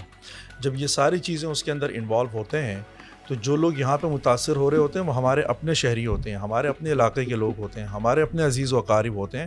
اس میں ہمیں لاؤڈر ذرا اس لیے بولنا ہوتا ہے کہ جن کے آپ حقوق پامال کر رہے ہیں، آلریڈی آپ قوانین کے اندر ان کے حقوق چھین چکے ہیں، آپ ان کو اقلیت قرار دے چکے ہیں اور آپ ان کو بتا چکے ہیں کہ آپ فلاں فلاں منصب پہ بھی جا کے بیٹھ نہیں سکتے اس لیے کہ آپ ہماری طرح اہل نہیں ہیں, ہماری اہلیت زیادہ ہے. اور اس تو اہلیت کے آپ لیے کے خیال میں اگر کسی ملک نے یہ لا اور قانون بنایا تو یہ اس نے غلط کیا ہے؟ جی ہر ملک کا کوئی قانون نہیں ہونا چاہیے. قانون ہوتا ہے لیکن وہ برابری کی بنیاد پہ ہی ہوتا ہے نا. جیسے کہ اب کینیڈا میں ہے, کینیڈا میں اب پتہ نہیں ہے نہیں ہے لیکن جن ممالک کے اندر یہ فیصلہ کیا گیا ہے کہ کوئی دوسری شادی نہیں کرے گا, تو وہ ایسا نہیں ہے کہ صرف مسلمانوں کے اوپر لاگو کیا گیا کہ آپ دوسری شادی نہیں کریں گے, وہ پھر کرسچنس کے اوپر بھی لاگو کریں گے, ہندو کے اوپر بھی. کوئی ملک اگر وہ فیصلے نافذ کرتا ہے تو وہ مسجد کے لیے فیصلہ نہیں کرے گا یا مندر کے لیے نہیں کرے گا, وہ عبادت خانے کے لیے فیصلہ کرے گا. وہ ایکولی سب کو ٹریٹ کرے گا. مذہب ہماری ضرورت ہے اور مذہبی تعلیمات کے مطابق اپنی عبادت کرنا یا اس کی تبلیغ کرنا یا اس کے مطابق رسومات ادا کرنا یا بطور شہری یہ میری ضرورت ہے. اس ضرورت کو پورا کرنا ایک ریاست کی ذمہ داری ہے. اور ریاست جو ہے وہ مجھے چونکہ ریاست کا اکثریتی مذہب مسلمان ہے, تو اس کا مطلب یہ نہیں ہے کہ وہ مجھے یا میری جو ضروریات ہیں اس کو جو ہے نا وہ تھوڑا سا ایکسٹرا آرڈنری جا کے اس کو ٹریٹ کرے گا, بلکہ وہ ایکولی ٹریٹ کرے گا. یہ آزادی اظہار رائے کی جب بات آتی ہے, اسی کے ضمن میں بلاسفیمی لا کمیشن پر بھی بات کرنا چاہوں گا. اس کی وجہ یہ کہ آپ اس پہ بہت ووکل ہیں ان دنوں میں, بہت زیادہ آپ لکھ رہے ہیں اور آپ نے باقاعدہ اس کو بلاسفیمی بزنس گروپ کا بھی نام دیا ہے. وہ لوگ یہ کہہ رہے ہیں, ان کا کہنا یہ ہے کہ ہم تو گستاخوں کا تعاقب کر رہے ہیں, یعنی وہ لوگ جو مقدسات کی توہین میں ملوث ہیں یا ان پر الزام ہے کہ یہ مقدسات کی, ہم ان کی تفتیش کرتے ہیں, ان کو نکالتے ہیں اور ان کو پھر قانون کے کٹہرے میں لانے کی کوشش کرتے ہیں. وہ تو گستاخوں کا تعاقب کر رہے ہیں, آپ ان کے تعاقب میں لگ گئے کہ جی نہیں, یہ بلاسفیمی لا کمیشن نہیں ہے, یہ بزنس گروپ ہے, اور بہت ساری چیزیں آپ نے اس کے بارے میں لکھی ہیں. تو کیا آپ کو لگتا ہے کہ جو مقدسات کی توہین کریں ان کو قانونی کٹہرے میں نہیں لانا چاہیے؟ بھائی اگر قانون ہے تو اس کو ضرور کٹہرے میں, ظاہر سی بات ہے کہ آپ کسی کے بارے میں کوئی معاملہ کریں گے تو قانون کے مطابق ہی کریں. میں اس قانون سے اتفاق کروں نہ کروں, آئین نے مجھے یہ حق ضرور دیا ہے کہ میں آئین کی ہی کسی شخص سے اختلاف کروں, لیکن اس شق کو بدلنے کے لیے آئین نے, جمہوریت نے, قانون نے مجھے ایک پروسیس دی, اس کے اکارڈنگ کروں گا. لیکن جب تک وہ قانون ہے تو ظاہر سی بات ہے کہ اسی قانون کے مطابق ٹریٹ کیا جائے گا کسی بھی شہری کو. یہاں پرابلم یہ نہیں ہے کہ کسی نے گستاخی کی ہے اور اس کے اوپر جا کے FIR ہو گئی. یہاں پہ پرابلم یہ آ رہی ہے کہ لوگوں نے گستاخی کی ہی نہیں ہے. پہلے تو بنیادی بات ہمیں اور ہمارے دوستوں کو یہ سمجھنے کی ضرورت ہے کہ پاکستان میں جنرل ضیاء الحق کے دور میں جو قانون کے اندر سختی کی گئی توہین رسالت, توہین مذہب کے حوالے سے, اس میں جو انٹینشنز تھی وہ مذہب کا تحفظ نہیں تھا. اس میں جو انٹینشنز تھی وہ جنرل ضیاء الحق کے مخالفین کا تعاقب کرنا تھا. یعنی جو لوگ اپوزیشن میں ہیں ان کو مذہبی بنیادوں پہ ان کے اوپر گرفت سخت کرو, اور جو لوگ میری طرف ہیں ان کو ہم جو ہے وہ ریلیف دیں. اس کا نتیجہ پھر ہماری سیاست میں نکلا بھی. ٹھیک ہے, احسان اقبال صاحب کی جنرل ضیاء الحق کے دور میں بھی جناب ہمارے جو وزیر ہیں احسان اقبال صاحب, ان کی والدہ ہوا کرتی تھی آپا نثار فاطمہ, انہوں نے ہی وہ بل موو کیا تھا. اور کس لیے موو کیا تھا, وہ انٹینشنز اس زمانے میں معلوم تھی, لیکن وہ تصور بھی نہیں کر سکتی تھی کہ 35 سال کے بعد ساہیوال میں ایک شخص اٹھے گا اور میرے ہی بیٹے کے اوپر, جو کہ 5 وقتہ نمازی ہے, جو کہ مذہبی ہے اور رائٹ ونگ کا سیاستدان ہے, اس کے اوپر ایک شخص کھڑا ہو کے جلسے میں فائر اس لیے کر دے گا کہ یہ توہین رسالت کا مرتکب ہے, اور وہ جا کے خواجہ آصف کے اوپر جو وہ اینک پھینکے گا. یہ ہمارے ملک کے اندر یہ المیہ ہوئے. اب جا کے 1947 سے لے کے 1986 تک پورے پاکستان میں توہین مذہب کے صرف 7 واقعات ہیں. جب جنرل ضیاء الحق قوانین بنا لیتے ہیں تو اس کے اندر تیزی آ جاتی ہے, اور اب جو لیگل کمیشن آن بلاسفیمی بن جاتا ہے تو اس کے بعد جو ہے پورے پاکستان میں 800 لوگوں نے جو ہے نا 3 سالوں کے اندر گستاخی شروع کر دی. مطلب کوئی بہار لگی ہوئی تھی, کوئی جمعہ بازار لگا ہوا تھا گستاخی کا, اور ہر 19 سال کے بچے بھی اس میں ہیں, 17 سال کے بچے بھی اس میں ہیں, 21 سال 20 سال. بھائی گستاخی تو وہ کرے نا کہ جس کو پتہ ہو مذہب کے بارے میں, جس کی کوئی نالج ہو, دماغ میں آپ کے کچھ ہوگا تو آپ کسی چیز کی گستاخی کریں گے. 18 سال کا 17 سال کے بچے کی کیا نالج ہے کہ جس کے بیس پہ جو ہے وہ کسی اسلام کی توہین کرے, یا وہ جس کو ابھی یہ پتہ ہی نہیں ہے کہ اسلام کیا ہے, ہندو مت کیا ہے, بدھزم کسے کہتے ہیں, کرسچینٹی کسے کہتے ہیں, مذاہب کے بارے میں اس کا مطالعہ نہیں ہے, اور اس کو بلا وجہ شوق چڑھا ہوا, اس کے کھیلنے کے دن ہے وہ اٹھ کے گستاخیاں کر رہا ہے. ہوا یہ ہے, اور یہ میں نہیں کہہ رہا, یہ بنیادی طور پہ آپ کے پنجاب پولیس کی اسپیشل برانچ کی رپورٹ ہے, اور اس کے ساتھ آپ کے national commission for human rights کی رپورٹ ہے, جو کہ سرکاری ادارے ہیں. ان کی یہ رپورٹس ہیں جس میں یہ بتایا گیا ہے کہ جو لوگ مقدمات قائم کر رہے ہیں لوگوں کے اوپر بلاسفیمی کے حوالے سے, بنیادی طور پہ ان لوگوں نے اس بلاسفیمی لاس کو اپنا بزنس بنا لیا ہے. ایسے کئی قوانین ہیں. آپ کسی بھی بار میں جائیں گے, جو تھرڈ کلاس کوئی وکیل ہوگا جس کا کوئی کام نہیں ہوگا, جو بیک بینچر رہ چکا ہوگا اپنی کلاسز کے اندر, وہ کیا کرے گا, وہ چھوٹا چھوٹا بزنس اپنے لیے وہاں سے ڈھونڈنا شروع کرے گا, کیونکہ آپ کے پاس کوئی کام کا کیس تو آنا نہیں ہے. تو لہٰذا آپ نے کیا کرنا ہے, چھوٹی چھوٹی FIR. پہلے جب بلاسفیمی بزنس نہیں ہوتا تو آپ افیون کے چکر میں, ڈرگس کے چکر میں, منشیات کے چکر میں. یہ تو آپ کا خیال ہو سکتا ہے نا, یہ جو آپ بات کر رہے ہیں. خیال نہیں ہے یہ بھائی, یہ میں آپ کو کہہ رہی ہوں, یہ اسپیشل برانچ کی رپورٹ ہے. اور اسپیشل برانچ کی رپورٹ جو ہے وہ کوئی ایسا کسی مطلب یہ کہ وہ کسی صحافی کی رپورٹ نہیں ہے. کیا لکھا ہے اس رپورٹ؟ دیکھیں اس میں انہوں نے بہت ساری چیزیں آئیڈینٹیفائی کی ہیں. یہ جو ساری رپورٹس بنی ہیں یہ جو ساری رپورٹس بنی ہیں اس کا بیک گراؤنڈ یہ ہے کہ ایک قتل ہوا ہے. اس قتل کا تعاقب کرنے کے لیے آپ کی انویسٹیگیشن کے لیے پولیس ٹیم نکلی ہے, اور ان کو نہیں پتہ کہ دنیا میں کوئی بلاسفیمی بزنس گروپ ایگزسٹ کرتا ہے, یا بلاسفیمی کمیشن یا نیشنل لیگل کمیشن آن بلاسفیمی نام کے کوئی ادارہ ایگزسٹ کرتا ہے. یہ ان کو بالکل بھی علم میں نہیں ہے. ایک شخص قتل ہوا ہے, وہ اس کی تحقیق کر رہے ہیں. اس تحقیق کے نتیجے میں ان کو پتہ چلا کہ یہ شخص ٹریپ ہوا تھا, اور اسی پیٹرن پہ کچھ اور لوگ ٹریپ ہوئے, اور اس ٹریپ کرنے میں وہی لوگ ملوث ہیں جو لوگ اس کے قتل میں ملوث ہیں. ٹھیک ہے, مبینہ طور پہ. اور اس کی رپورٹس جو ہے وہ انسپیکٹر صاحب نے لکھ کے تمام اداروں کے پاس سبمٹ کرا دی ہیں. لوگ جو ہیں اس حوالے سے انڈر ٹرائل ہیں. وہاں پہ ان کو پتہ چلا کہ پورے پاکستان میں تقریباً 450 ایسے لڑکے بچے موجود ہیں کہ جو انڈر ٹرائل ہیں, اور ان پہ بلاسفیمی کی کیسز بنے ہوئے ہیں. اور جب وہ کراچی میں کسی شخص کو انٹرویو کرتے ہیں جیل میں, اور لاہور میں انٹرویو کرتے ہیں کسی لڑکے کو, اور پھر اڈیالہ میں انٹرویو کرتے ہیں کسی بچے کو, ان کو تینوں کی کہانی سیم نظر آتی ہے. یہاں پہ وہ تھوڑا سا پریشانی میں مبتلا ہو جاتے ہیں. پھر وہ آگے دیکھتے ہیں کہ ہر کہانی کے اندر ایک خاتون موجود ہے, اور ایک ہی پیٹرن کے مطابق کراچی کا لڑکا بھی پکڑا گیا, اسی پیٹرن پہ ساہیوال کا بھی پکڑا گیا, اسی پیٹرن پہ فیصل آباد کا بھی, اسی پیٹرن پہ اسلام آباد کا بھی. جب پیٹرن سیم ہو جاتا ہے, پھر اس کے بعد جب FIR آتی ہیں تو FIR جو ہے وہ آلموسٹ ساری کاپی پیسٹ ہیں. اور پورے پاکستان میں ایک آدمی ہے مثال کے طور پہ, ویسے تو پورا تقریباً 12-24 کا کوئی گینگ ہے, لیکن ایک آدمی ہے, اسی کو کراچی میں ہونے والی بلاسفیمی بھی نظر آ رہی ہے, اسی کو لاہور میں بھی نظر آ رہی ہے, اور جہاں جہاں لوگ پکڑے جا رہے ہیں وہ ایک ہی گروپ ہے. اگر اس پہ کام کر رہا ہے تو اس کو تو نظر آئے گی نا. آپ مثال کے طور پہ کسی چیز کو اگر اپنے نظر میں رکھ لیتے ہیں کہ یار میں نے اس ایشو پر کام کرنا ہے, تو آپ کو تو نظر آئے گا. جب آپ ٹھیک کہہ رہے ہیں, میں اس سے اتفاق کرتا ہوں, جب آپ کسی چیز کو بزنس بنا لیتے ہیں, جب ہتھوڑا آپ کے ہاتھ میں ہوتا ہے نا, تو پھر آپ کو ہر ابھری ہوئی چیز پہ گمان ہوتا ہے کہ یار یہ بھی کیل ہوگی, اس کے سر پہ بھی جو ہے ہتھوڑا ٹوک دینا چاہیے. تو ہوتا یہ ہے کہ کیونکہ جب سے یہ لیگل کمیشن بنا ہے, تو لیگل کمیشن کا ہر بندہ جب صبح گھر سے نکلتا ہے, آپ صبح گھر سے نکلیں گے, آپ سوچیں گے کہ یار GTV میں جا کے کوئی کانٹینٹ رکھا ہوا ہوگا, مجھے اس پہ کام کرنا ہے. رات کو سوتے وقت بھی جو آپ چیٹ GPT پہ کام کر رہے ہوں گے, گوگل پہ کام کر رہے ہوں گے, صبح بھی آپ کے دماغ میں یہی چل رہا ہوگا, اس لیے کہ یہ آپ کا بزنس ہے اور آپ کے اندر کریٹیوٹی آتی جائے گی. لیکن جس آدمی نے اپنی زندگی کا اوڑھنا بچھونا اور اپنا چولہا جو ہے وہ اس نے بلاسفیمی کیسز سے وابستہ کر دیا ہے, تو وہ تو دعا کرتا ہوگا کہ مجھے کیسز ملے. اور اب جب وہ صبح اٹھتا ہے تو ہر دوسرے چہرے میں اس کو کوئی گستاخ نظر آ رہا ہوتا ہے, ہر تحریر میں وہی لفظ جو ہے نا پاپ اپ ہو کے اوپر آ جاتا ہے, یا ڈیٹیکٹ ہو کے اس کی آنکھوں میں آ جاتا ہے, جس کے اندر گستاخی کا کوئی تناظر نکالا جا سکتا ہو. لوگوں کے پاس ان سب لوگوں کی ہسٹری ہے جن کے اوپر مبینہ طور پر گستاخی کے الزامات ہیں, تو یہ جو ساری ہسٹری ہے یہ انہوں نے خود کریٹ کی ہے, خود بنائی ہے, یہ کیا بلا ہے؟ اسپیشل برانچ کی رپورٹ اور NCHR کی رپورٹ کے مطابق یہ سب انہوں نے خود کریٹ کیا ہے. اس کے ثبوت و شواہد آ گئے ہیں, ججز کے سامنے وہ ثبوت و شواہد موجود ہیں, میڈیا کے سامنے وہ ثبوت و شواہد موجود ہیں, لیکن میڈیا میں ابھی اتنا دم خم آیا نہیں ہے کہ وہ اس کے اوپر کام کریں, اس لیے کہ پاکستان کے حالات آپ کو معلوم ہے کہ کیا ہیں.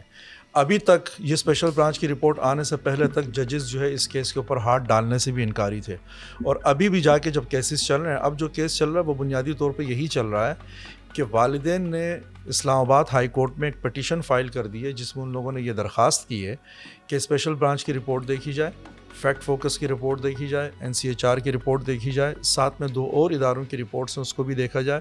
یہ معاملہ سارا مشکوک ہو چکا ہے, اور یہ وہ بات ہے جو 5 سال سے احمد نورانی کی جو ویب سائٹ ہے, تو اس سارے معاملے کو دیکھا جائے اور ایک کمیشن بنایا جائے. اور کمیشن میں کون ہوگا؟ ہائی کورٹ کے ایک سینئر جج ہوں گے سابق, FIA کے ایک سینئر آفیسر ہوں گے سابق، اور ایک عالم دین ہوں گے مستند جن کا کوئی ایکٹیویزم نہ رہا ہو کبھی بلاسفیمی لاس کے حوالے سے یا بلاسفیمی کیسز کے حوالے سے۔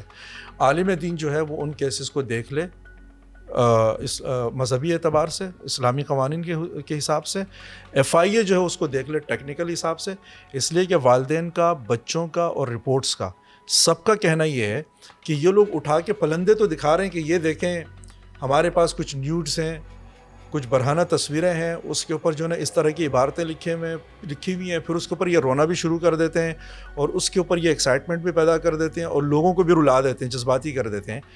آپ کے پاس تصویریں ہیں، یہ بالکل ماننے والی بات ہے، لیکن آیا یہ تصویریں انہوں نے بنائی ہیں یا انہوں نے استعمال کی ہے؟ یہ اس کمیشن نے اس بات کی تحقیق کرنی ہے۔ بچے کہہ رہے ہیں کہ ہمارے ان سے کوئی لینا دینا ہی نہیں ہے، ان بچوں کو جا کے ان لوگوں نے، ان کا فری میسن کے ساتھ تعلق ہے، ان کا ایلومیناٹی کے ساتھ ان کا تعلق ہے۔ بھائی جان 17 سال کے لڑکے کو اس سے آپ لکھوا کے دیکھ لیں بھائی ایلومیناٹی لکھا کیسے جاتا ہے، فری میسن لکھا کیسے جاتا ہے، اس سے بھی نکال کے آپ ان کے والدین سے پوچھ لیں کہ بھائی فری میسن کیا ہوتا ہے، کس چیز کی اس بلا کا نام ہے۔ ان کو ان چیزوں کو، یہ اصطلاحات آپ ان سے، بیچارے بہت ان پڑھ بچے ہیں۔ ایک لڑکا تو اس میں نابینا ہے، مزے کی بات یہ ہے کہ لڑکا اس میں نابینا ہے، دونوں آنکھیں اس کی زائل ہو چکی ہیں، ایک آنکھ سے وہ بچپن سے نابینا تھا، دوسرا آنکھ گرفتار ہونے سے پہلے اس کی ختم ہو چکی تھی۔ اس کا سرٹیفکیٹ اس نے ہائی کورٹ کے اندر، وہ سیشن کورٹ کے اندر پیش بھی کر دیا ہے، اور کیس اس کے اوپر کیا ہے؟ سائبر کرائم، گستاخی اس نے کی ہے سوشل میڈیا پر۔ اس سے جو موبائل برآمد ہوا وہ کیو موبائل ہے، پرانا بٹنوں والا۔ چلیں دیکھتے ہیں کہ آگے کیا ہوتا ہے۔ مسنگ پرسنس پر آپ بہت بات کرتے ہیں، اور پشتون تحفظ موومنٹ ہو یا اس طرح کی دیگر جتنی بھی تحریکیں ہیں اس کے لیے بھی سافٹ کارنر ہے۔ اس وقت جو مارنگ بلوچ کا یا سمی دین بلوچ کا یا اس طرح کے جو دیگر سارے معاملات یا گرفتاریاں ہوئی ہیں، اس کو کیسے دیکھتے ہیں، کیا کہیں گے اس حوالے سے؟ میں اس کے اوپر تو ظاہر ہے کہ تواتر کے ساتھ ہم بات کر رہے ہیں۔ مجھے اپنا خیال یہ ہے کہ پاکستان میں جو ہے نا ایک جو پولیٹیکل پروسیس ہے وہ بہت زیادہ ڈیمیج ہو چکا ہوا ہے، اور بالخصوص اس کے اندر میں چاہوں گا کہ بلوچستان کا مسئلہ ضرور بلوچستان کا بھی مسئلہ یہ ہے کہ بلوچستان جو ہے نا وہ پولیٹیکلی ڈسکنیکٹ ہے پورے پاکستان سے۔ بلوچستان کے لوگوں کا اپنے وسائل پہ اختیار نہیں ہے، اپنے معاملات پہ اختیار نہیں ہے، ان کی چیزیں دیکھتا ہے وفاق، ان کے سارے معاملات طے کرتا ہے مرکز، اور ان کو یہ لگتا ہے کہ 70 کی دہائی میں جب نیب نے الیکشن جیتا، نیشنل عوامی پارٹی نے، اور بھٹو صاحب نے پھر اس کی حکومت بھی ختم کر دی۔ یہ نیب میں آپ کی اس کے لیے عرض کر دوں کہ یہ نیب وہ پارٹی ہے کہ جس کے اندر آپ کے پاکستان کے بہت بڑے بڑے سیاستدان تھے، اور تقریباً 3 صوبوں کی نمائندہ جماعت تھی، سندھ، بلوچستان اور آپ کا پختونخوا۔ ولی خان کا ان سے تعلق تھا، عطا اللہ مینگل اسی میں ہوتے تھے، ہمارے سندھ سے رسول بخش پلینجو صاحب اور ہمارے حاکم علی زرداری صاحب اسی جماعت میں ہوا کرتے تھے۔ اور یہ وہی زمانہ ہے کہ جب ان لوگوں نے، اور JUI اس میں بعد میں شامل ہوئی، کہ جب اس تنظیم نے الیکشن جیتا پختونخوا میں اور بلوچستان میں، تو بلوچستان میں آپ کو یاد ہے کہ وہاں پہ حکومت قائم ہوئی نیب کی، بلوچستان کے لوگ وہاں پہ وزیر اعلیٰ سارے منصبوں پہ لگے، اور JUI کے ساتھ مل کے عوامی نیشنل پارٹی، اس وقت عوامی نیشنل پارٹی نہیں تھی، انہوں نے وہاں پہ حکومت قائم کی، اور مفتی محمود اس کے سربراہ تھے۔ ہوا یہ کہ ان لوگوں نے بلا وجہ کے الزامات لگا کہ چونکہ وہاں کے جو قوم پرست تھے بلوچستان کے، وہ ایک پروگریسو اور پولیٹیکل اور ڈیموکریٹک تھاٹس رکھنے والے سیاستدان تھے، اور وہ وسائل کی منصفانہ تقسیم کی بات کرتے تھے، اور وہ اپنے وسائل کے اوپر اپنے اختیار کی بات کرتے تھے، جو کہ ساری دنیا میں ہوتی ہے۔ اس کو چونکہ مرکزی طاقتوں نے، اپنے وسائل پر اپنے اختیار، تو پاکستان کا حصہ نہیں ہے، کہ پاکستان کے وسائل ہیں نا، پاکستان کے وسائل ہیں، لیکن جس صوبے کے یا جس ریاست کے وسائل ہوتے ہیں ان کا اختیار اپنے وسائل کے اوپر ہوتا ہے، تو ریاست کے اوپر تو اختیار کی بات ہو رہی ہے۔ جی، لیکن اصل میں ایک چیز ہوتی ہے فیڈریشن، جیسے آپ کا بھارت ہے، آپ کا پڑوسی ملک ہے، وہاں پہ جتنی ریاستیں ہیں وہ آزاد ریاستیں ہیں۔ آزاد ریاستوں کا مطلب یہ ہے کہ ایک وفاق ہے، اس وفاق کے ساتھ وہ جڑے ہوئے ہیں، وفاق کے ہاتھ میں چند معاملات ہوتے ہیں، مثلا کرنسی وفاق کے ہاتھ میں ہوتی ہے، خارجہ کے معاملات وفاق کے ہاتھ میں ہوتے ہیں، اور اسی طریقے سے مالی معاملات جو ہیں وہ وفاق کے ہاتھ میں ہوتے ہیں۔ دفاع کا جو نظام میکینزم ہوتا ہے یا سارا سسٹم ہوتا ہے وہ وفاق کے ہاتھ میں ہوتا ہے۔ باقی تعلیم کا جو سبجیکٹ ہے وہ آپ صوبوں کو دے دیتے ہیں، اور بجلی کا جو سبجیکٹ ہے وہ صوبوں کو دے دیتے ہیں، وہ لوگ اپنے تعلیمی ادارے بنا سکتے ہیں، اپنا نصاب خود مرتب کر سکتے ہیں، اور یہاں تک کہ اپنے صوبے کی اور اپنے ریاست کی بہتری کے لیے کسی بھی عالمی مالیاتی اداروں کے ساتھ براہ راست معاملات کر سکتے ہیں. ٹھیک ہے, اس میں ایک حصہ طے ہو جاتا ہے, لیکن بنیادی طور پہ جو وہاں کی رائلٹی ہے وہ اسی صوبے کے پاس جا رہی ہوتی ہے. اس وقت جو پورے پاکستان میں جو سیاسی خلفشار ہے وہ ہے ہی اختیار اور وسائل کی بنیاد پہ. مطلب کراچی کو لگتا ہے کہ ہم جو ہے ہمارا جو ریونیو جو ہم جنریٹ کر رہے ہیں وہ سب سے زیادہ ہے, لیکن اس کا جو ریٹرن ہے وہ ہمیں سب سے کم مل رہا ہے. یہی اعتراض جو ہے وہ بلوچستان کا ہے. ان کا نقطہ نظر یہ ہے کہ گیس ہمارے پاس سے نکلی, وہ سب سے پہلے لاہور پہنچی, دنیا کے سارے ممالک میں اور سارے صوبوں میں پاکستان کے پہنچ گئی, لیکن ہمارے پاس جب پہنچی تو 7-8 سال گزر چکے تھے, اور اس کے باوجود جو اس کی رائلٹی پھر بنتی تھی, یعنی جس علاقے سے وہ گیس نکلی ہے اس کا ایک ایکسٹرا مارجن ہوتا ہے اس علاقے کے لیے, اس کو نہیں ملا. اس کو آپ نے بالکل ایسے ٹریٹ کیا جیسے گلگت بلتستان سے گیس نکلی اور آپ جو ہے اسی زکوٰۃ خیرات کی طرف بلوچستان کو بھی دے رہے ہیں. پھر وہاں پہ مائنس کے مسائل ہیں, باقی جو ذخائر ہیں, معدنیات ہیں, اس کی بات ہے, لیکن وہ چونکہ وسائل کی بات کر رہے تھے نیب, تو نیب کی حکومت ختم کی گئی اور نیب کو کالعدم قرار دے دیا گیا. اس زمانے سے لے کر آج تک بلوچستان کی جو ٹرو ریپرزنٹیشن ہے وہ کبھی پارلیمنٹ میں نہیں آ سکی, تو ایک بہت بڑا ڈسکنیکٹ آ گیا. ابھی آپ نے دیکھا کہ اختر مینگل صاحب نے پارلیمنٹ سے استعفیٰ دے دیا, ٹھیک ہے, ثناء اللہ بلوچ صاحب نے سینٹ سے استعفیٰ دیا. ڈاکٹر مالک بلوچ صاحب جو ہے وہ کہہ رہے ہیں کہ میں ان سارے معاملات سے دور ہونا چاہتا ہوں, اس لیے کہ ہم اس معاملات کو ٹھیک کرنا چاہتے ہیں. تو کوئی خدائی فوج آ جاتی ہے, کوئی پتہ نہیں کہیں سے کوئی غیبی طاقتیں آ جاتی ہیں اور وہ سارے معاملے کو جو ہے وہ ڈسمس کر دیتی ہیں.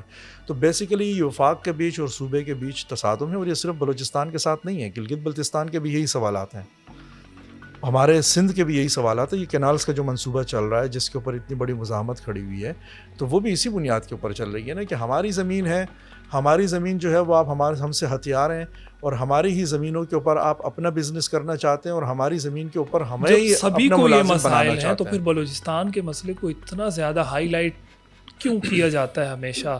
آپ کہہ رہے ہیں کہ گلگت بلتستان کو بھی یہی مسائل ہے, سندھ کو بھی یہی مسائل ہے. بلوچستان کا مسئلہ سینسٹیو اس لیے ہو گیا کہ بلوچستان میں بہت بڑی غلطی ہوئی کہ نواب اکبر بگٹی کو قتل کیا گیا, اور اس میں اسٹیٹ مشینری جو ہے اس میں ڈائریکٹ و براہ راست ملوث تھی. اس پر خوشی منائی گئی, اس کو سراہا گیا, اس بات کو بلوچستان نے مائنڈ کیا, ٹھیک ہے. پھر اس کے علاوہ جو بلوچستان میں مسنگ پرسنس کا جو مسئلہ ہے, آئے دن لوگ اٹھائے جا رہے ہیں. اب پرابلم یہ ہوتی ہے کہ لوگ اٹھائے بھی جاتے ہیں اور پھر الٹا ان کا تمسخر بھی اڑایا جاتا ہے, ان کے مسائل کو بے بنیاد سمجھا جاتا ہے.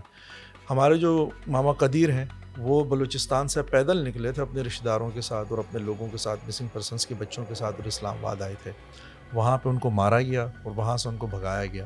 مہارنگ بلوچ کا بھی یہی مسئلہ ہے کہ مہارنگ بلوچ بھی باقی لوگوں کے ساتھ نکلی اور اسلام آباد پہنچی. انہوں نے سپریم کورٹ کا دروازہ کھٹکھٹایا, سپریم کورٹ نے کہا کہ ہم نہیں سنیں گے. انہوں نے اداروں کا دروازہ کھٹکھٹایا, اداروں نے کہا ہم نہیں سنیں گے. وہ وہاں سے تقریباً میرا خیال ہے 42 دن وہاں پہ گزارنے کے بعد واپس بلوچستان آ گئے.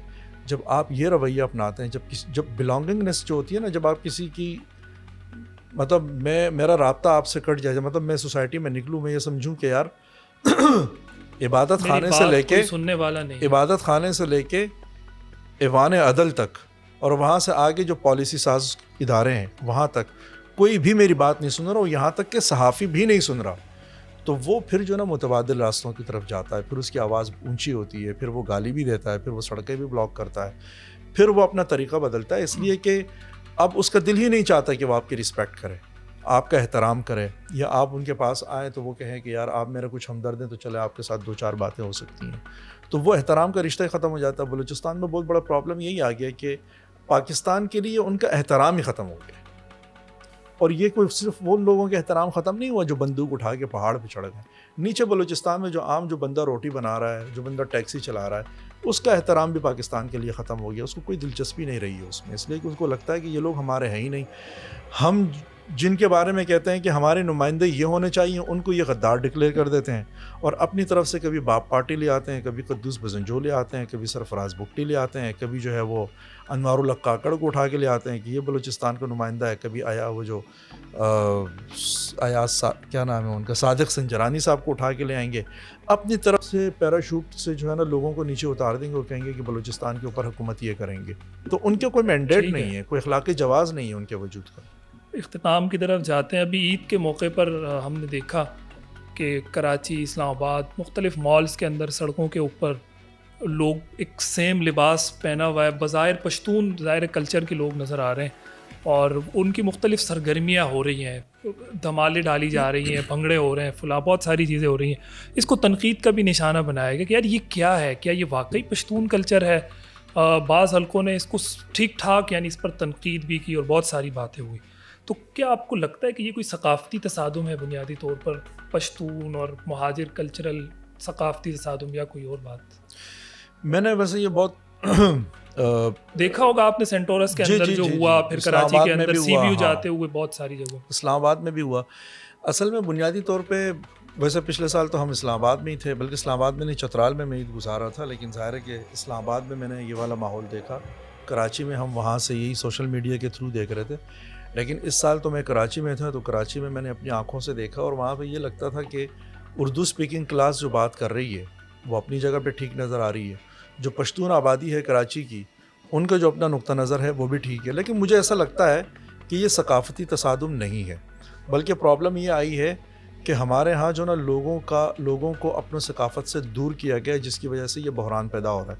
ورنہ آپ بھی اسی کراچی میں رہتے ہو, میرا خیال ہے کہ آپ بھی پشتون ہی ہیں, میں بھی پشتون ہوں, میں اسی کراچی میں پلا بڑا ہوں, یہاں پیدا ہوا ہوں.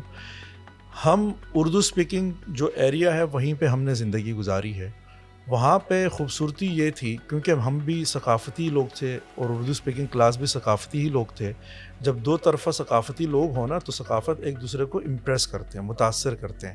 میری ثقافت آپ کی طرف آئے گی, آپ کی ثقافت میری طرف آئے گی, ٹھیک ہے. وہ پشتون جو لاہور میں پلا بڑا ہے, جو کراچی میں پلا بڑا ہے, جو بلوچستان میں پلا بڑا ہے, تینوں کو سامنے کھڑا کر دیں, فرق ہوگا. یہ ثقافت کا فرق ہوتا ہے, بود و باش کا, ایون کہ آپ کی کپڑے کی سلائی میں فرق آ جاتا ہے کہ آپ نے کپڑے کیسے سلوانے ہیں, آپ نے چشمہ کیسے بنوانا ہے.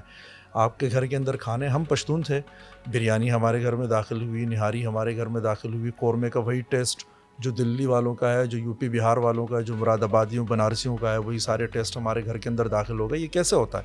یہ ایک آٹوں پہ لگی ہوئی چیز ہوتی ہے.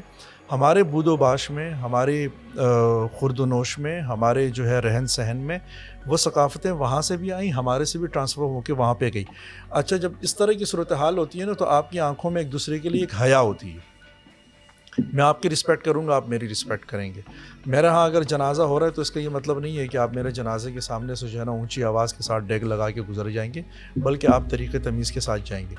کراچی میں جو چیز ہم نے دیکھی ہے وہ یہ دیکھی ہے کہ چونکہ اب یہ بات تو آپ مانیں گے کہ ثقافتوں نے کے بیچ جو انٹر ایکسچینج پروگرام تھا, جو ایک ایکسچینج پروگرام چل رہا تھا, وہ ختم ہو گیا. جب ختم ہو گیا ہے اس لیے ختم ہوا ہے کہ پشتون آئسولیشن میں رہ رہے ہیں, مہاجر کمیونٹی جو ہے وہ اپنے آئسولیشن میں رہ رہی ہے, سندھی آئسولیشن میں رہ رہی ہے. تو ایک دوسرے کے ساتھ چونکہ تعلق ربط ضبط نہیں ہے تو اس کی وجہ سے تصادم آ رہا ہے, اور یہ تصادم ثقافتوں کا نہیں ہے, یہ رویوں کا ہے. یعنی اب جو نئے رویے ہمارے اندر آ رہے ہیں, رویے یہ ہیں کہ بھائی میں تو آپ کی خواتین کو جو ہے ان کو ہراساں کر سکتا ہوں, اس لیے ہراساں کر سکتا ہوں کہ وہ تو بے پردہ ہے, اور چونکہ ایک عورت بے پردہ ہے تو وہ آلریڈی اس کی کوئی عزت نہیں ہے, تو تھوڑی سی عزت پہ اگر میں بھی اس کے اوپر کیچڑ اچھال لوں تو اس سے کیا بڑا فرق پڑ جائے گا. دوسرا یہ کہ میں دوسروں کی زندگی میں مداخلت کرنا, یہ چیزیں ہمارے اندر موجود ہیں, اس کا تعلق ہمارے رویے سے. یہ اس کو اگر کلچر کا نام دینا ہے تو یہ قوموں کا کلچر نہیں ہے. اسی سے کنیکٹ کر کے میں آخری سوال کر دیتا ہوں, وقت بھی میرے پاس بہت مختصر ہے, کہ یہ جو خواتین کے حقوق کی آپ بات کرتے ہیں تو کیا حجاب جو ہے یہ خاتون کی حق تلفی میں شامل کرتے ہیں آپ اس کو, کہ یہ خاتون کی حق تلفی ہو رہی ہے اگر اس کو حجاب کا پردے کا کہا جا رہا ہے؟ دیکھیں, بالکل دو الگ الگ باتیں ہیں. ایک, اگر آپ مجھے صرف سمپل حجاب کے بارے میں پوچھیں گے نا, جی, کہ اگر آپ کی کوئی بیٹی ہے آپ اس کو حجاب پہنانا چاہیے, کیا حجاب جو ہے وہ انسان کی شناخت کے لیے بہتر ہے؟ میں سمجھتا ہوں کہ حجاب بہتر نہیں ہے. حجاب جو ہے وہ ایک اچھی چیز نہیں ہے. آپ حجاب کو اچھی چیز نہیں سمجھتے؟ ہاں, اس کی آئیڈینٹی کو ڈیمیج کرتا ہے. کیوں؟ یہ ہے بالکل ایک الگ معاملہ. اس لیے کہ خاتون بھی ہماری طرح ہی ایک انسان ہے, اس کو اپنی شناخت کے ساتھ اسی طریقے سے زندگی گزارنی چاہیے جیسے میں اور آپ گزارتے ہیں. اگر کوئی خاتون اپنی شناخت اسی میں رکھنا چاہے تو آپ کو کیا مسئلہ ہے اس سے؟ آپ پھر کیوں کہہ رہے ہیں کہ میں اس کو اچھا نہیں سمجھتا؟ میں یہ کہہ رہا ہوں نا, لیکن آپ نے کھلے الفاظ میں کہہ دیا نا کہ نہیں اچھا. میں نے آپ سے کہا نا کہ دو چیزیں, ایک یہ نقطہ نظر کہ کیا حجاب کو ٹھیک سمجھتا ہوں, نہیں سمجھتا, ایک بات. دوسری بات یہ کہ اب حجاب جو ہے وہ ایک عورت لیتی ہے اپنی رضامندی سے, تو میں اگر ریاست ہوں کیا میں یہ تصور کرتا ہوں کہ مجھے اس کا حجاب اتار دینا چاہیے؟ نہیں. میں اگر باپ بھی ہوں میں اس کا حجاب نہیں اتارنے والا, وہ اگر میری بہن بھی ہے تو میں نہیں اتارنے والا. ہاں, اگر مجھے حجاب غلط لگتا ہے میں اس کو کنونس ضرور کرنا چاہوں گا کہ یہ حجاب لینا مطلب جو آپ ہے ایک یہ خاتون کو اس بات پر لیے کنونس کریں گے کہ حجاب مت کریں؟ اچھا, اس کے لیے آپ کے پاس کوئی ہے کیوں, اس کی کیا وجہ؟ اس کی یہی وجہ ہے نا کہ دیکھیں, عورت جو ہے نا وہ ہماری ہی طرح ایک آزاد اور خود مختار ایک شخصیت ہے. اس شخصیت کی شناخت کو یہ چیز ڈیمیج کرتی ہے کہ آپ اس کو پردے میں رکھیں. ایک طریقے کی پابندی ہے. مثلا یہ ایسے ہی ہے کہ میں مطلب میرا کوئی دنیا میں کلچر ہو, وہاں پہ آپ آئیں اور میں کہہ دوں کہ بھائی عامر عثمانی صاحب کو یہاں پردے میں ہونا چاہیے. کیوں ہونا چاہیے؟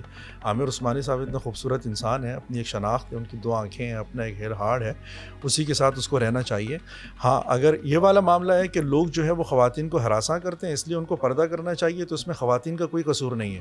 اس میں ہراساں کرنے والے کا قصور ہے, اس کی آنکھوں کا قصور ہے, تو ان کا علاج کرنا چاہیے. یہ نہیں ہے مثال کے طور پہ آپ اپنی گاڑی جو ہے آپ کہتے ہیں کہ باہر میں ایسے ہوں, میں آ کے آپ کے اوپر لاگو کر دوں کہ بھائی آپ اپنی گاڑی جو ہے نا وہ باہر نہیں کھڑی کریں گے اور آپ CCTV کیمرہ لازمی لگائیں گے, نہیں تو میں آپ کو فائن کروں گا اور اس کو میں اپنا رائٹ سمجھ لوں. نہیں, مجھے آپ اپنی گاڑی باہر کھڑے کر رہے ہیں یہ ایشو نہیں ہے. ایشو یہ ہے کہ آپ اپنی گاڑی باہر کیوں نہیں کھڑی کر پا رہے ہیں. تو میں نے ڈاکوؤں کے خلاف کارروائی کرنی ہے, چوروں کے خلاف کارروائی کرنی ہے, میں آپ کے خلاف کیوں کارروائی کروں کہ آپ نے CCTV کیمرہ. بہت شکریہ فرنود عالم صاحب آپ کے وقت کے لیے. اور ناظرین, بہت سے ایشوز پر بات ہوئی ہے, اس پر رائے رکھنا, اعتراض کرنا, سوال کرنا آپ کا حق ہے. آپ نے اپنے فیڈ بیک, رائے, کامنٹ کے ذریعے ہمیں آگاہ کرنا ہے. یہ پوڈ کاسٹ آپ کو کیسی لگی؟ انشاءاللہ اگلی پوڈ کاسٹ میں آپ سے ملاقات کرتے ہیں. اللہ کی امان.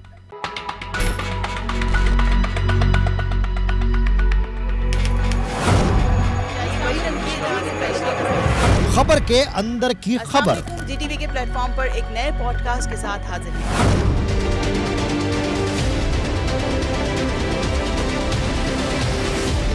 کب, کیسے, کہاں, کیا ہوا؟ وہ کیس ہے جس کا فیصلہ دنیا میں ہو گیا. ایک وائس نوٹ مصطفیٰ کا سامنے آیا تھا جس میں وہ رافع کو بلا رہا تھا. اس بات کی کنڈیشن یہ ہوگی اور اس کی پرورش اور تربیت یہ ہوگی تو پھر اس کا انجام یہی ہوگا جو ہم سب دیکھیں. جو سب چھپا رہے ہیں ہم بتائیں گے. اسلحہ, کیا یہ وہی ٹنکی ہے جہاں سے پہلے بھی ایک اسلحہ نکلا تھا؟ گینگسٹرز کے ساتھ اس کا گٹھ جوڑ ہے. ان کا جو مال ہوتا ہے یا یہ پکڑے جاتے ہیں تو یہ بیچ میں آ کے اپنا کردار ادا کرتی ہیں. اکیلے بیٹے کو چھوڑا ہوا تھا شہر میں دندنانے کے لیے, تو اس نے پھر کیا نا کانڈ. بینظیر بھٹو آنے والی ہے یونیورسٹی میں الیکشن کے وقت, نہیں چھوڑے کیا بینظیر بھٹو. اگر عورت کو بھی اسی طرح حق ہوتا کہ جب چاہے نکاح توڑ لے, مجھے ایک بات کا جواب دے, میاں بیوی میں اور بوائے فرینڈ گرل فرینڈ میں فرق کیا ہے؟ اس آپریشن کے اندر سیکیورٹی فورسز کے کچھ جوانوں نے اپنی جانوں کا نذرانہ بھی پیش کیا. لیڈیز کو جس دن پیسہ آئے گا پہلے بات تو وہ جولری کی دکان پہ جائے گی, وہ سونا بنائے گی. مرد کی کمزوری جب پیسہ آئے گا دوسری شادی کرے گی. منجی ٹھوک دیتی گھر میں آ کر, پھر وہ پریس کانفرنس کر کے گئے منجی ہینج ٹھوک.